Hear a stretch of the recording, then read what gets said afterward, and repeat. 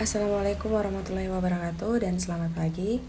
Alhamdulillah kita masih dipertemukan pada pembelajaran kali ini di pembelajaran geografi mengenai materi regionalisasi kawasan dunia berdasarkan pusat pertumbuhan ekonomi. Jadi ini merupakan materi pembelajaran ke-8 yang akan kita pelajari pada hari ini. Rasanya tak lengkap ketika kita mempelajari tentang regionalisasi kawasan dunia, tapi kita tidak tahu apa itu regionalisasi. Nah, gambarannya seperti ini. Bumi ini memiliki kawasan yang sangat luas. Nah, dengan kawasan yang sangat luas tentunya memiliki berbagai karakteristik yang berbeda, entah itu dari topografi, curah hujan, dan lain sebagainya. Nah, antara satu wilayah dengan yang lainnya itu pasti memiliki persamaan, karena dari setiap perbedaan itu pasti ada persamaan. Nah, dengan karakteristik yang hampir sama itu, sehingga wilayah-wilayah tersebut membentuk suatu perwilayahan atau yang dikatakan regionalisasi. Jadi seperti itu ya pengertian regionalisasi secara simpelnya. Nah, regionalisasi ini memiliki manfaat.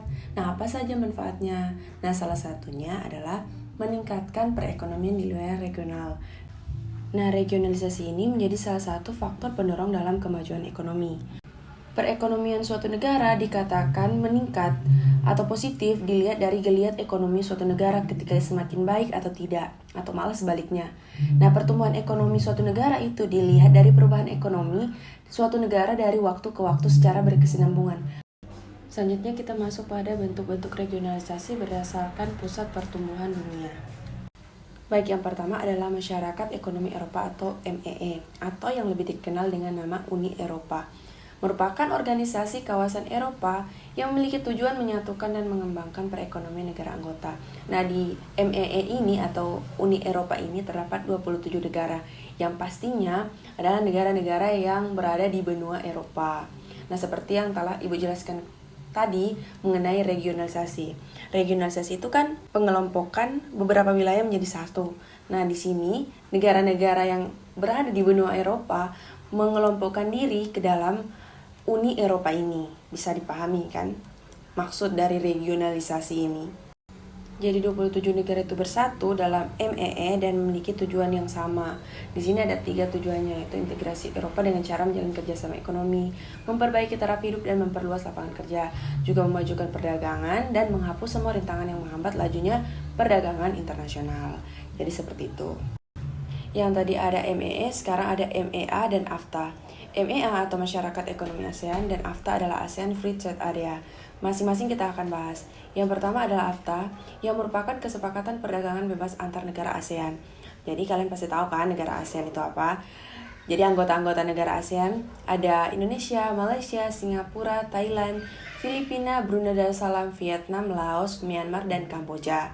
Itu negara-negara ASEAN ya. Jadi AFTA itu dia fokus ke negara-negara ASEAN yang tadi Ibu telah jelaskan. Jadi bisa dilihat tujuan dari kedua bentuk regionalisasi ini. Dan tujuan dari MEA dan AFTA ini memiliki agak sedikit persamaan ya. Jadi kalau tujuan MEA itu menciptakan pasar tunggal negara ASEAN sekaligus menjadi tempat produksinya. Dengan tujuan dari AFTA meningkatkan jumlah ekspor negara-negara ASEAN, meningkatkan investasi dan meningkatkan masuknya investasi dari luar negara anggota ASEAN. Jadi ada persamaan antara AFTA dan MEA ini.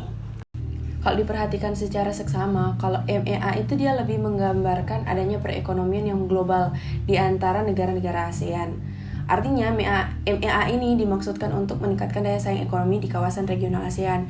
Sedangkan AFTA dia lebih menunjukkan kesepakatan di antara negara-negara ASEAN untuk membentuk kawasan bebas perdagangan.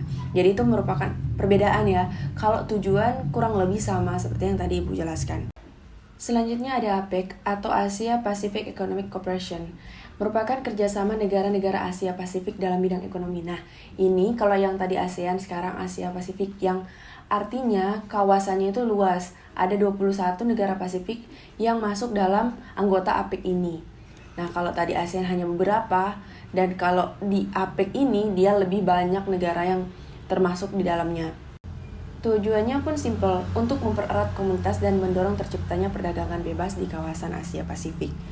Jadi itu tujuan simpel dari Asia Pacific Economic Cooperation ini atau dikatakan APEC.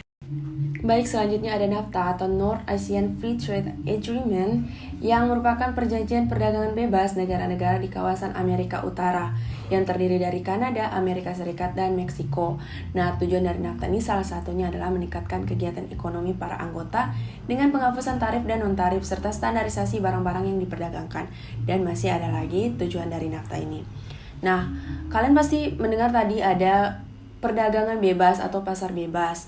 Nah, Ibu berikan gambaran sedikit. Pasar bebas itu pasar atau perdagangan bebas yang dimana segala bentuk kebijakan baik dari harganya ataupun yang lain itu tidak ada patokan atau paksaan dari pihak-pihak lain atau pemerintah. Jadi dia lebih fokus kepada penjual dan pembeli, kesepakatan antara penjual dan pembeli. Jadi konsepnya itu perekonomian yang beracu pada penjualan produk yang dilaksanakan antar negara tanpa ada pemungutan pajak dari ekspor dan impor. Itu pengertian dari pasar bebas secara simpelnya. Nanti kita akan pelajari lebih lanjut lagi pada pembahasan mengenai pasar bebas di pembelajaran selanjutnya. Baiklah, sampai di sini dulu pembahasan mengenai regionalisasi kawasan dunia. Insya Allah kita akan bertemu lagi di pembelajaran selanjutnya. Semoga materi pembelajaran pada hari ini bisa dipahami, bisa dimengerti. Jika ada pertanyaan, silakan tulis di kolom komentar ataupun bisa japri ke Ibu. Terima kasih atas perhatiannya, terima kasih juga sudah menonton sampai habis. Akhir kata, Assalamualaikum warahmatullahi wabarakatuh.